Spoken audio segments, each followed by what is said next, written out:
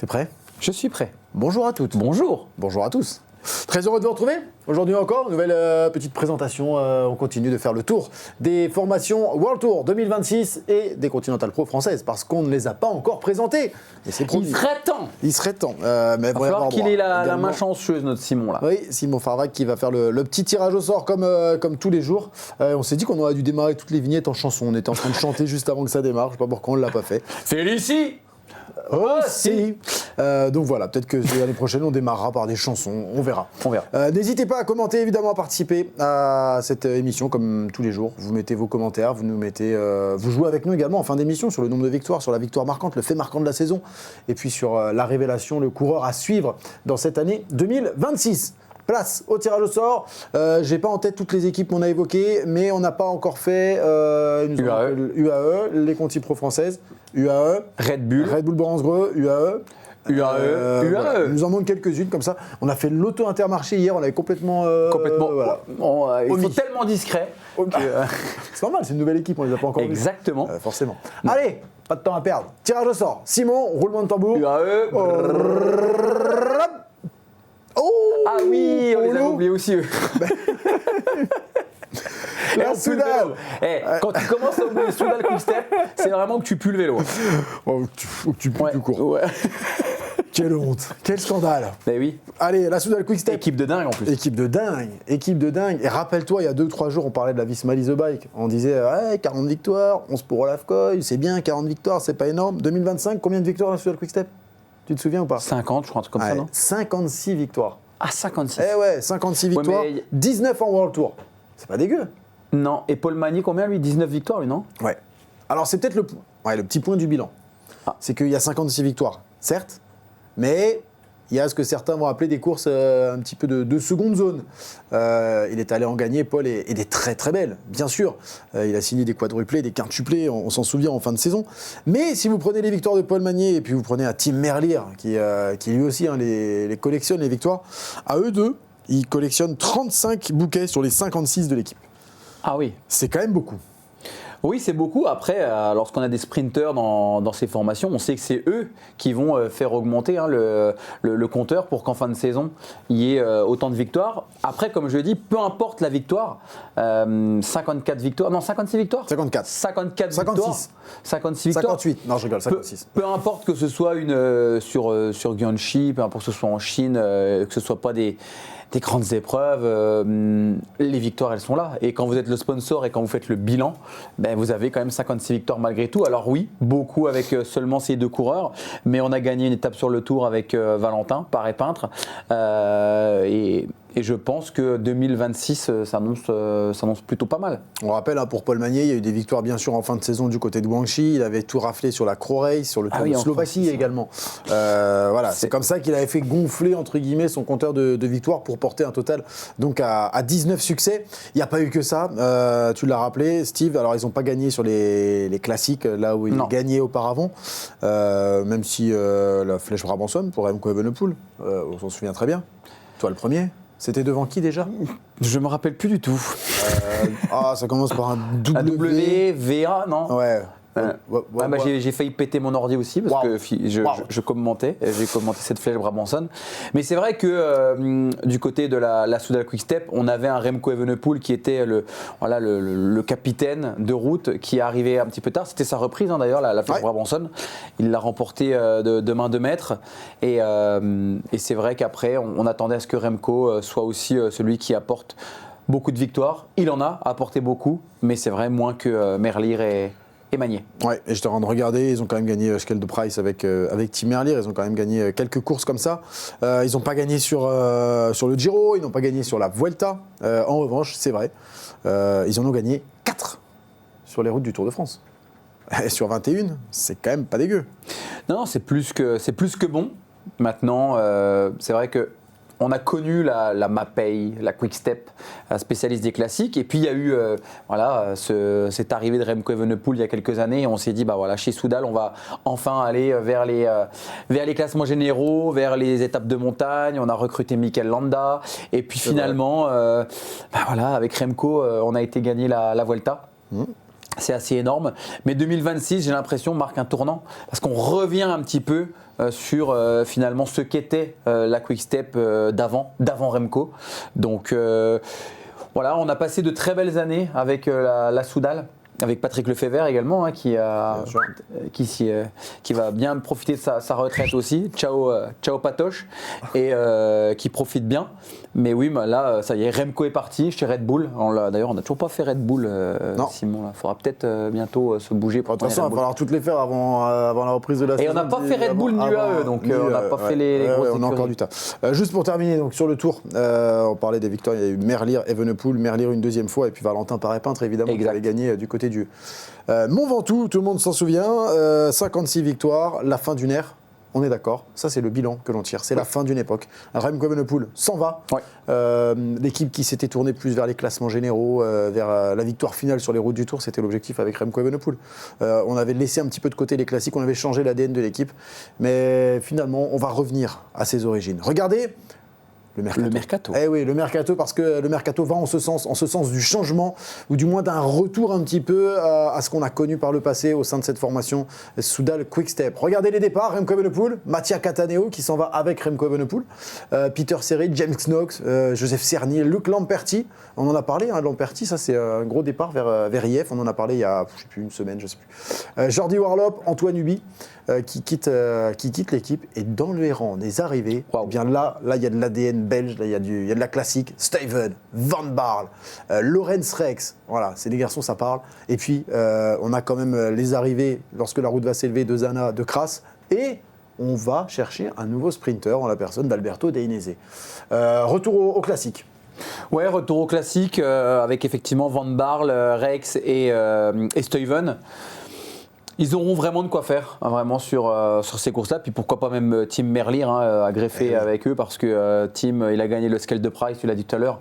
Mais c'est un coureur qui est très agile et très adroit sur les pavés. Paul Magnier, on rappelle, deuxième pour sa découverte du home loop derrière Warren Schold. Donc non, je pense que très clairement, on retrouve cet ADN Quick Step de cette équipe belge qui arrivera sur les Flandriennes avec la grosse envie. Bien sûr, ça va être compliqué de gagner, mais ce qui est certain, c'est que si on doit cocher 3-4 équipes, elle pèsera sur la course. On est allé chercher quand même Jasper Stuyven, vainqueur de Milan-San Remo en 2021, de l'Omloop en 2020, de Kurne en 2016, qui a terminé 5e du monde.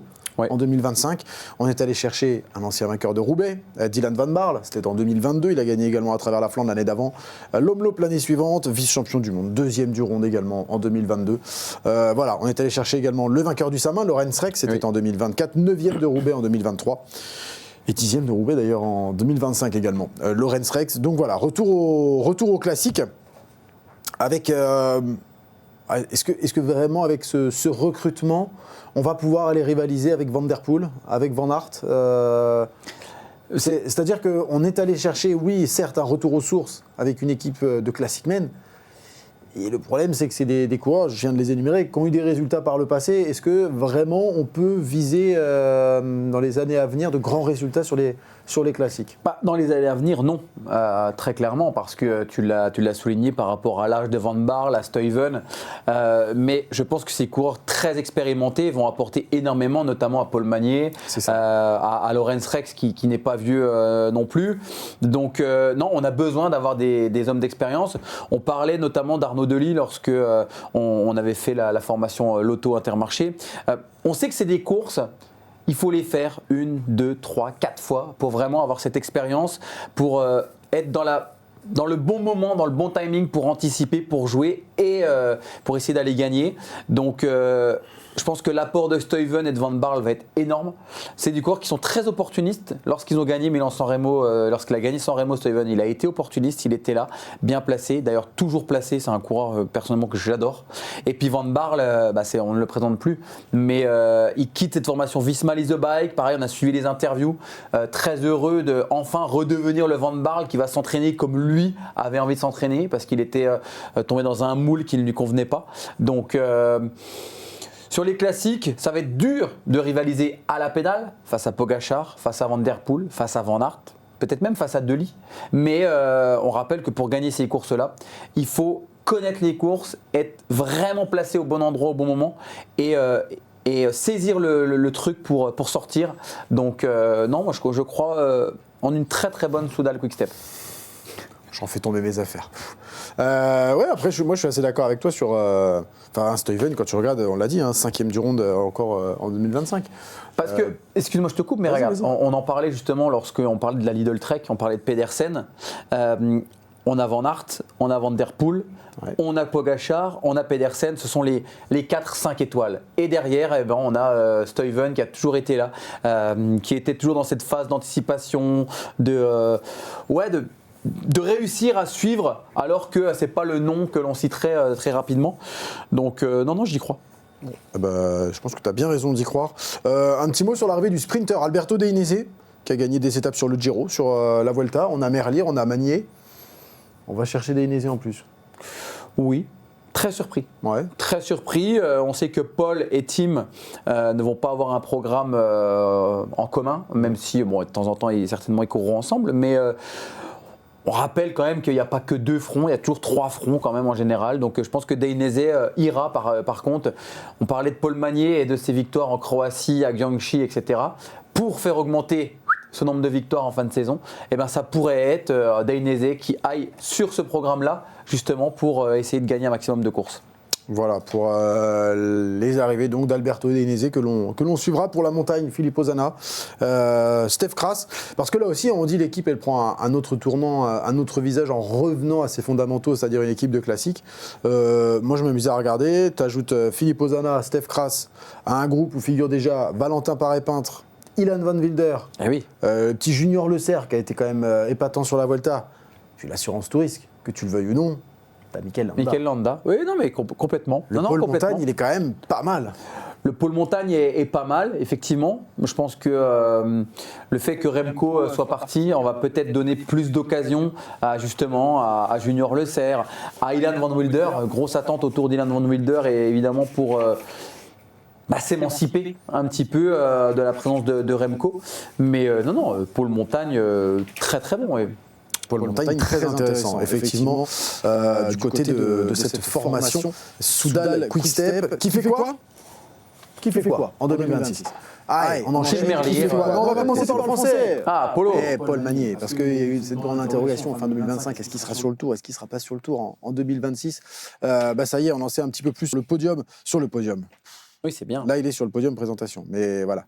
On en sait un peu plus sur son programme à Paul Magnier, qui sera sur le tour de la communauté de Valence, qui enchaînera avec Algarve, Omloop, E3, Gand, à travers la Flandre, Giro, pour Paul Magnier. Donc pas de ronde ni Roubaix. Non, je crois pas. Moi, je suis passé à côté de l'info, mais il me semble pas. Non, écoute... C'est trop tôt, non? Toi, tu l'aurais mis déjà sur les... Ouais. Ok. Je l'aurais mis directement. L'année dernière, 19 victoires. Il a été énorme sur le Omloop, 2e. Après... Voilà, on est encore dans la phase de construction, voire même de fondation pour Paul Magnier. Donc, mais il est tellement intéressant de découvrir rapidement ces classiques parce qu'elles sont belles à courir. C'est des courses d'un jour. Il ira l'année prochaine, en 2027. Oui, de toute façon, 2027 ça va être une année de fou. Il va se passer des trucs de dingue. En 2027, vous n'êtes pas prêts, je pense. Les prévus l'année prochaine, ce sera 1h30 par équipe. Je vous préviens. Il y aura tellement à dire. Paul Magnier, 19 victoires l'année dernière. Petit pronostic entre nous, comme ça. Tu le vois en claquer combien cette année, avec un programme qui va être un petit peu différent. Je ne sais pas si on l'enverra sur une Croatie, sur une Slovaquie, sur un Guangxi, comme c'était le cas cette année. Je pense que déjà, s'il gagne de nouveau 10 fois, ce sera énorme. Parce que effectivement, sur la Croatie, c'était 5 victoires et Guangxi 5 également. Donc on est à quasiment 10 victoires. Voilà, vraiment de seconde zone. Mais comme je dis, il faut être capable de les gagner. Donc 10 victoires, ce serait énorme. 10 victoires, ce serait pas mal. Avec une victoire sur un grand tour, on rappelle qu'il a fait le Giro, qu'il était très attendu sur le Giro, il n'a pas gagné. Ça, c'était un peu la petite déception. On va peut-être savoir cette année dans quelle case on le met vraiment, pure sprinter ou classic man, vraiment. On va peut-être vraiment le ranger dans une case et essayer de le faire grandir dans une case. Il y avait toute une histoire au Giro, il avait dit qu'il avait moins travaillé, je ne sais plus si c'était... il avait plus travaillé le sprint effectivement que de passer les bosses. Donc là où il passait plutôt bien les difficultés, merci Simon, avant. Là, on va peut-être y voir un peu plus clair sur Paul Magnier, savoir où on le met. Est-ce que vraiment, on ne va pas le laisser encore une fois faire ce qu'il aime? C'est-à-dire et sprinter quand il a l'occasion de sprinter et faire les classiques et quand c'est punchy, réussir à être devant. Il est très jeune, Oui. très très jeune, hein, il a 20 ans, Paul Magnier. J'ai quand même le sentiment que lui n'a pas envie non plus de se spécialiser dans tel ou tel domaine. Pour l'instant, ça marche comme ça. À voir comment il rivalise face au Coy, face au Philipsen, face au Milan. Parce que, mine de rien, il n'a pas beaucoup couru avec eux, face à eux l'année dernière. C'est vrai. Donc la question, elle est peut-être de savoir si il va être opposé notamment à Milan, sur les routes du Giro, s'il est capable de battre l'Italien. Stuyven, Van Barle, Algarve tous les deux, Lomloop, Newsblad tous les deux, Kurn, Bruxelles, Kurn. Après, on aura du Paris-Nice, San Remo, E3, Gand, Ronde, Roubaix, Giro, Tour pour Stuyven.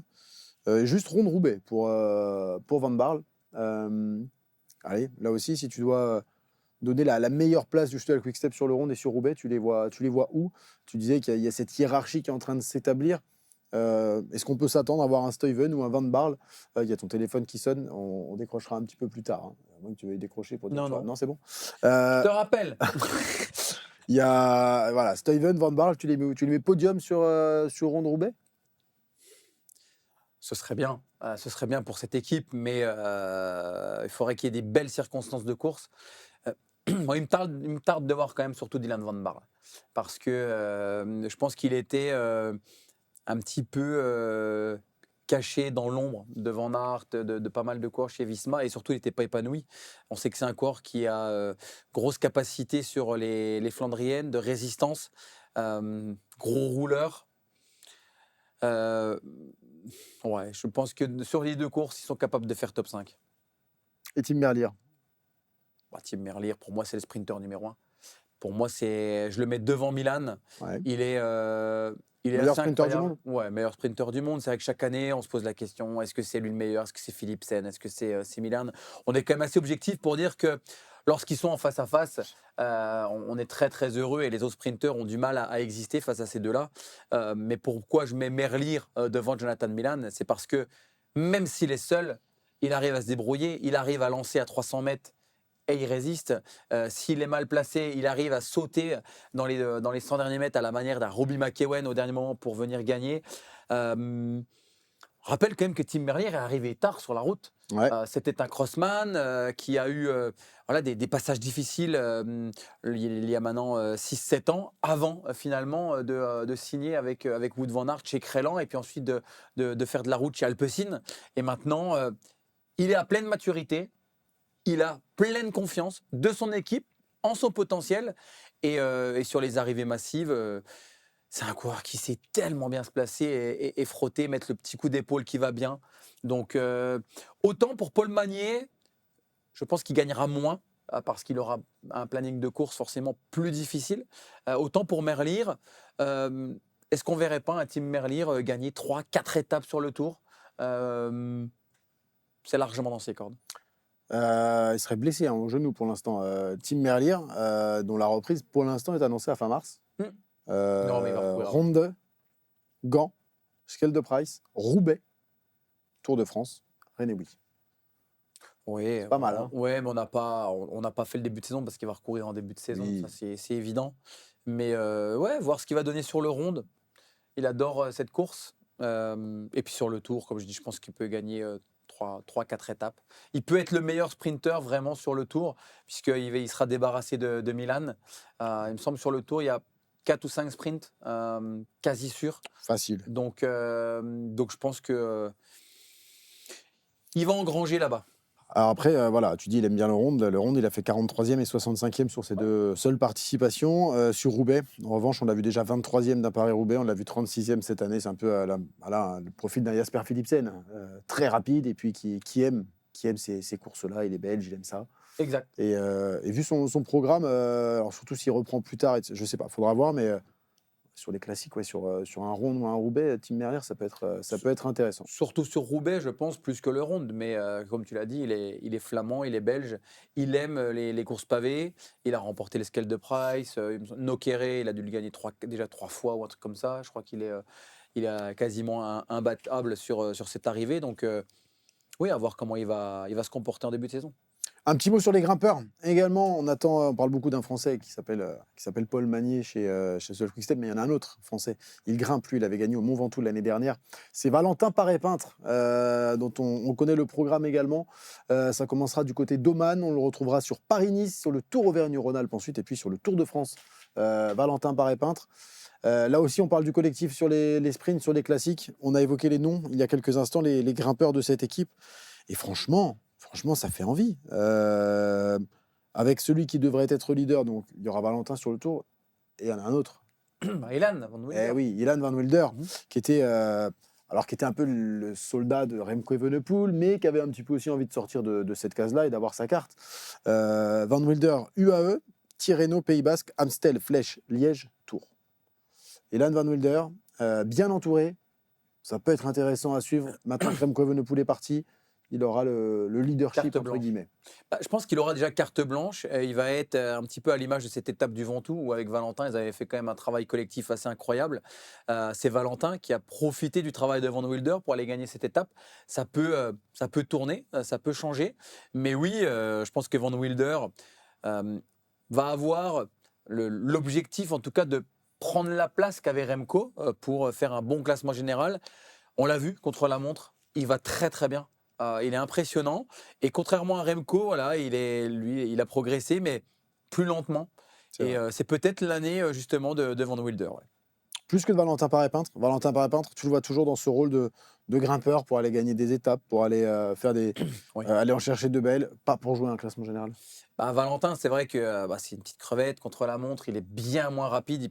Il va perdre beaucoup de temps à chaque fois sur l'exercice du contre-la-montre. Donc, ça paraît compliqué. Maintenant, il suffit d'aller chercher une ou deux victoires d'étape dans la haute montagne, de prendre une échappée et puis pourquoi pas faire à l'image d'un Benili, voilà, s'accrocher un petit peu. On est sûr de rien, mais il a un tel punch aussi, Valentin. Est-ce qu'il va se mettre à faire les classements généraux? J'ai de gros doutes. Ok, bon, on note Valentin Paré-Peintre. On le surveillera déjà sur le Tour d'Oman, on le surveillera sur Paris-Nice. Mais sur Oman, tu vois, par exemple, c'est le type de course parfait. On rappelle la montée de Green Mountain.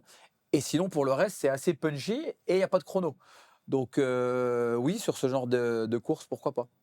Je regardais les résultats d'Ilan Van Wilder sur les grands tours. Il avait fait 12e d'un Giro en 2023. C'est son meilleur résultat au classement général d'un grand tour. Ouais. Voilà pour les grimpeurs. On va pas oublier de parler d'un des plus expérimentés de cette équipe. Il sera leader de l'équipe sur les routes du prochain Giro. Il démarrera en Espagne du côté de Valence. Il sera sur la Classica Jaén en Catalogne, au Pays Basque, avant d'enchaîner Giro Tour, avec l'ambition de briller sur le Tour d'Italie. C'est Mikel Landa, qui lui aussi était là en soutien de Remco Evenepoel. Remco Evenepoel parti. Mikel Landa va prendre la lumière un petit peu plus encore, même si, lui, on l'avait vu sur le Giro l'année dernière, il était là pour lui. On rappelle, il était tombé en tout début de Giro. Et puis sur la Vuelta, ça n'avait pas été incroyable, il était un peu passé au travers, mais c'est un garçon qui est capable de faire de grandes choses. Podium par le passé du Giro, podium à 2 reprises du Giro. Voilà. On espère voir un Landa. C'est ce que j'allais dire. Il n'est pas sur sa dernière année, Mikel. Il n'a pas annoncé que c'était sa dernière année, ou alors je suis passé à côté. Non, il y a tellement de trucs. Oui, alors après, ce que tu viens de dire. Dernière année de contrat et il a 36 ans. Oui, 36 ans, c'est un cours d'expérience. On rappelle qu'il est quand même venu chez Soudal pour épauler et pour driver au mieux Remco Evenepoel, pour lui expliquer comment ça fonctionne sur 3 semaines. C'est vrai qu'il a rarement des coups de pompe, il a rarement des jours sans. Et oui, à voir comment il va se comporter au Giro. Après, Mikel Landa, on connaît ses qualités, mais il n'a pas le punch que maintenant ont les grimpeurs, déjà pour attaquer. Et derrière, c'est un coureur qui a aussi de grosses lacunes contre la montre. Donc, à voir À voir. Mais ce qui est certain, c'est qu'il a un tel passif, une telle carrière, que d'avoir un coureur comme Mikel Landa dans un effectif, c'est incroyable. C'est une bible à lui tout seul. Il peut raconter un tas d'anecdotes et expliquer comment ça fonctionne. 2 fois podium du Giro, on le retrouvera sur le Tour d'Italie, lui qui avait fait un bon début de saison avant de tomber sur la première étape comme Geoffrey Bouchard. On s'en souvient, c'était en Albanie, dans la descente, là, ce long virage. Il avait fait 11e d'Estrade, 7e à Tirreno. Il va en Catalogne, il fait 4e du Catalogne. Et il tombe sur la première étape du Giro d'Italia entre Durrec et Tirana.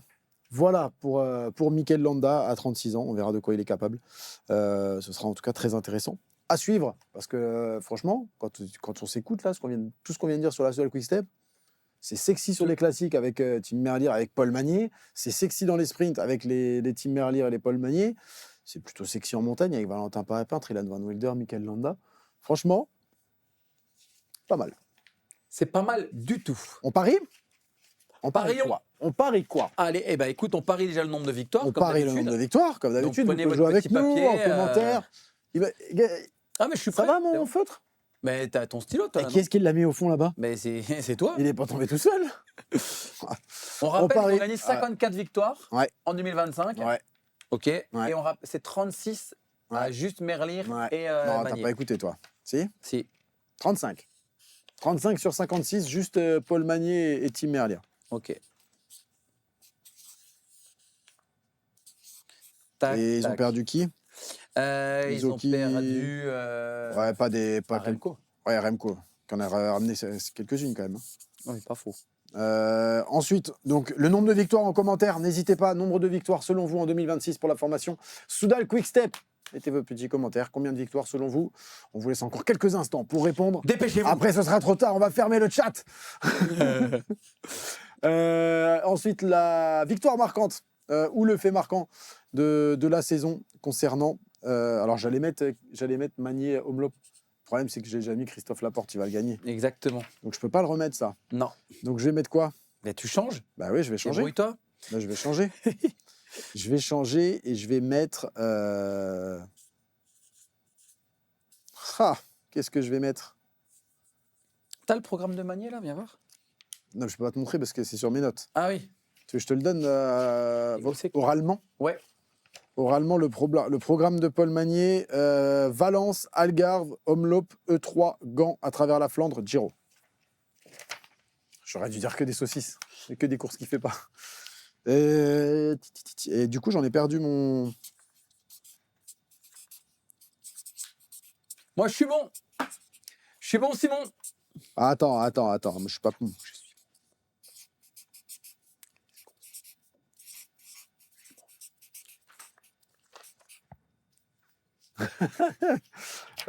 Niveau du coureur à suivre, tu peux me remettre un petit coup de tableau, Simon, ou pas ?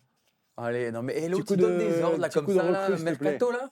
Juste un petit coup des arrivées. Est-ce que j'en aurais oublié un pour les coureurs à suivre ? Je suis désolé, Simon, je te fais tout reprendre. Le coureur à suivre... Lamperti. On est parti. Jonathan Verven.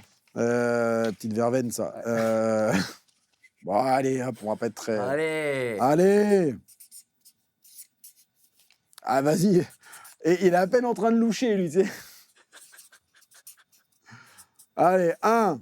J'espère que vous avez joué également de votre côté. On ferme le chat. 3. 42 victoires. Ouais. T'en vois pas des masses, toi. Non, moins de victoires. Un petit peu moins de victoires, mais des belles. Et je pense que Dainese, je le disais tout à l'heure, va aller sur la Croix Race, va aller à Yangtze, etc. Mais va moins scorer que Magnier. Je suis pas sûr. Et je pense d'ailleurs que Magnier va gagner Kurn, mais comme il n'était pas à son planning, donc il va gagner l'étape du Giro. Moi, j'ai mis Van Baarle podium à Roubaix. Ouais. C'est bien ça. C'est très bien. Bah, je me dis, en ça fait, c'est pas la victoire marquante, tu vois. Non, je suis d'accord avec toi, Paul, qui gagne une étape du Giro, ce sera plus marquant. Mais pour l'histoire de Soudal Quick-Step, je trouve que ce serait pas mal. Ce serait une belle histoire. Ouais. Et j'ai mis Paul Magnier comme coureur à suivre. Bah, j'ai pas été très original. Mais, moi non plus, voilà. Pas très original. Mais Van Wilder également, on parlait de Van Wilder sur les courses à étapes, sur le Tour, etc. Mais attention à Van Wilder sur les Ardennaises. C'est vrai. Parce qu'il a un vrai beau punch également. C'est vrai. Donc... Ouais, c'est pour ça que j'ai mis Van Wilder.